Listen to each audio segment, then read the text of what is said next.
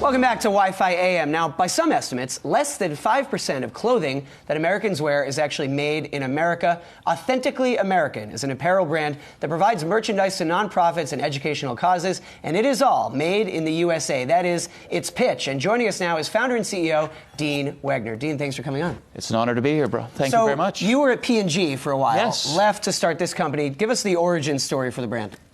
So, we are a brand that celebrates patriotism. We're a brand that believes in the American worker, which is why everything we do, no exceptions, is made in USA, and we're also a brand that honors our American heroes. 10% of our profits are donated to veteran and first responder charities. And we're apparel focused, but it's bigger than that. It's all about making a difference. It's all about creating jobs and leaving a legacy. So I feel like some of what you're saying right there is what President Trump is often telling America. Basically that he's fighting this war, this trade war with China, putting in the tariffs because he would like to see more products made in the USA. Do you agree with that kind of assessment? Would you like to see more made in the USA? And what about the cost savings? Because the reason why it's made in China is because the labor costs were so cheap. I mean, it is labor intensive, and which is why so much, the stats that you cited up front, why so much of it moved overseas. And I tell everybody, we're apolitical.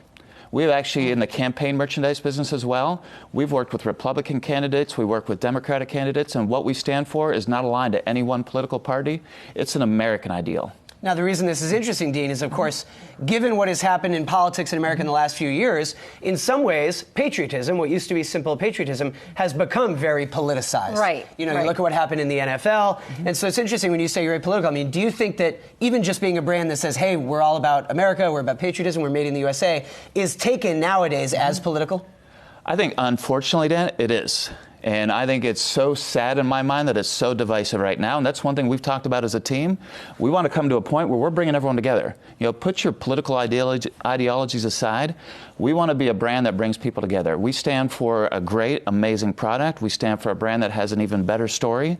And we want to put people to work. We want to bring jobs back here. And that's not a line, again, to any one political party. So Sabeel brought up the point of pricing. The stereotype or belief might be that manufacturing in the United States is going to be more expensive than producing elsewhere, which means that you would have to have a larger price tag on these items. Is that the case for your items? Are they generally priced above other competitors, or is that not the case? You've been able to find other suppliers? That is actually one of the stereotypes that we're fighting, because the perception is it's too high priced. It's a premium price, and we are battling that right now.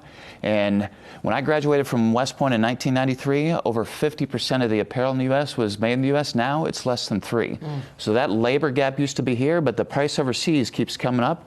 And we're to the point right now, if you're buying a known national brand, whether it's Nike, whether it's Under Armour, whether it's Polo, any national brand, we're going to be competitive. And we've got amazing product and a better story to go with it. But walk us through it. So what does your supply chain look like? Not having to, have a stop in China.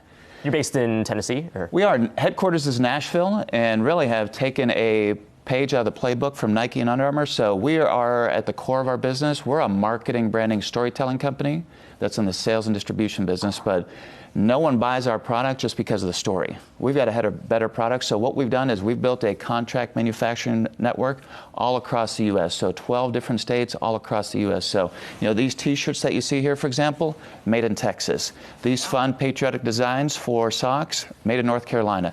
That polo made in California. So all across the U.S., but only the U.S. And the jeans you're wearing right now? They are not ours. Oh, I thought they were. Okay. No. Okay. I like to joke that I wear Authentically American or nothing at all. But Dean, let's wrap this way. I know that you guys overtly try to say, look, we are taking a page from Nike's book, but also in a way taking them on, because Nike can't say made in the USA. Are there things that you are taking from these bigger apparel giants? You mentioned Under Armour, you mentioned Polo. What are some of the things that they've done right that you want to mimic? Any company that we've mentioned here, they are amazing brands, they're amazing companies, they've got incredible product, they've got an incredible marketing behind them, but there is a key point of differentiation they don't have. Everything we do is made here in the U.S., we're helping create jobs, and we want to make a difference. All right, really interesting. Dean Wegner, thanks for joining us. Guys, thank you very much. Good stuff.